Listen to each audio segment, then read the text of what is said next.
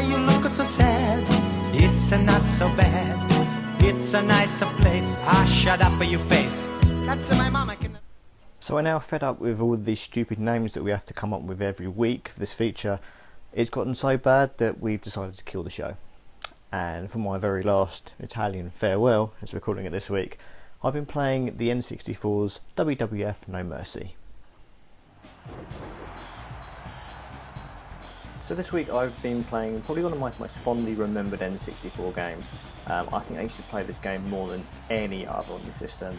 And I think it still holds up very well today. It's always regarded as one of the best wrestling games ever. But for me personally, as someone who isn't really into wrestling, I just think it's a very, very good multiplayer game. And it's such a simple game to pick up. You know, all you've really got to worry about is some grappling, some punching, some kicks, and then a couple other random little buttons here and there for throwing people around, pinning, etc. But it's just a simple game that anybody can really get into once you learn the basics. And I think that's what makes it such a very good game, even more so than a lot of the newer WWE games that have been coming out in recent years. And it's really, really good because you've got a whole roster of characters there from the Attitude Era, which many deem as one of the best eras of wrestling. But it's just fun. There's so many different modes. There's even a really pretty good story mode where you have to have different branches, depending on whether you win or lose matches. Now and then you have to make a little decision. And it's all very silly stuff.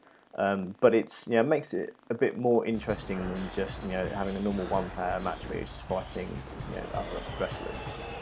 And you've got your all sorts of tournament modes. You can have belts for your character. You've got the usual creative wrestler mode, which is always popular.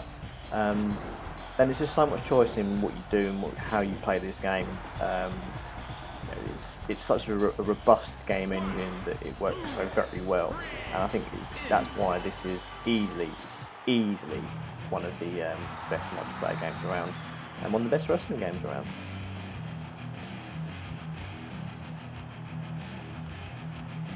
Right, that's it. I'm done. Tom is fed up. I'm fed up. We're going home. It appears that I've actually put my helmet on backwards and I can't see anything. I was trying to do a kind of a peep show thing this week, first person view, but it's really not worked out well because I can't get this helmet off my head.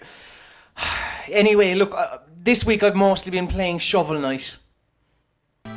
In a year that's been incredibly lackluster, and a summer that has seen fuck all, really, pretty much.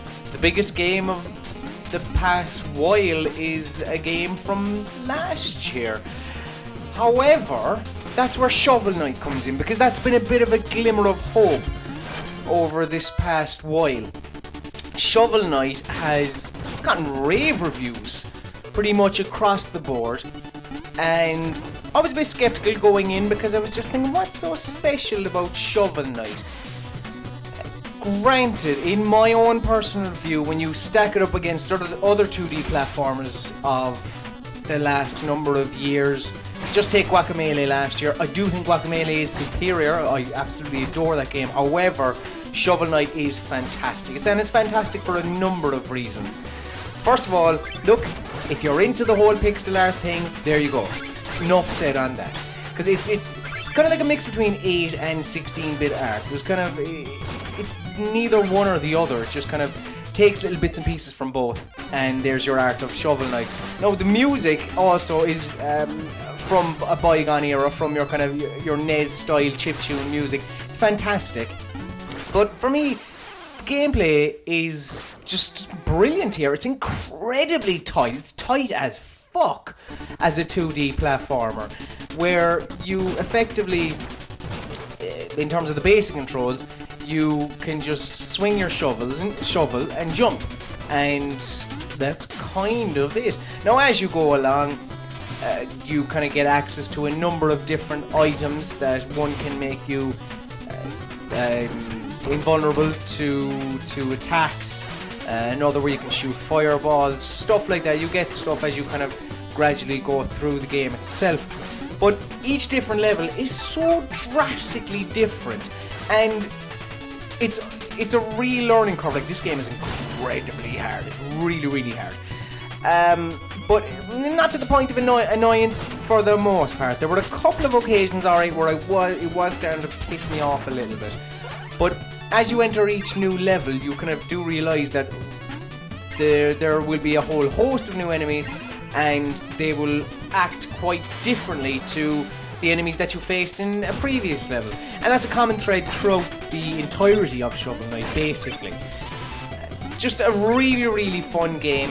A nice kind of a distraction in the summer months when we've had fuck all distractions. In terms of video games, anyway, at least. I saw Guardians of the Galaxy, that's excellent, if you're looking for something to do.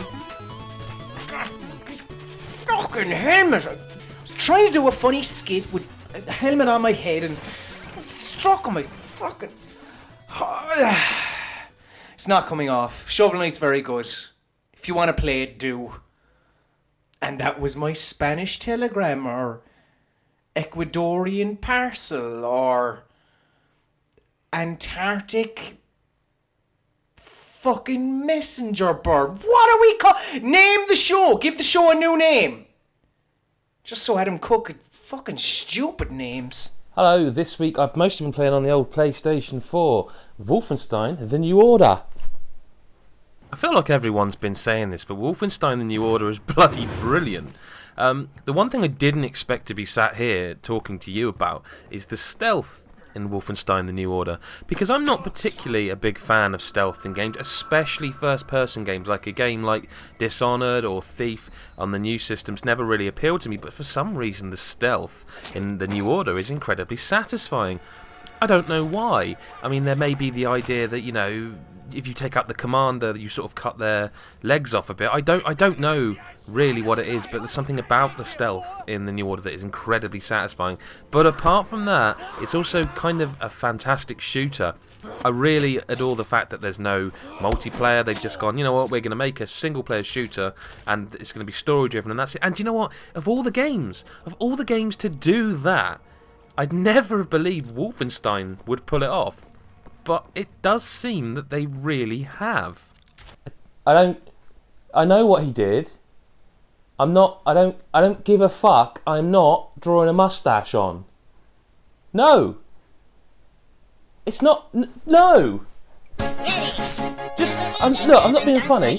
You go on the fucking you go on camera. You go on there. You draw a mustache on and you do a fucking. I'm not doing a Hitler salute. No.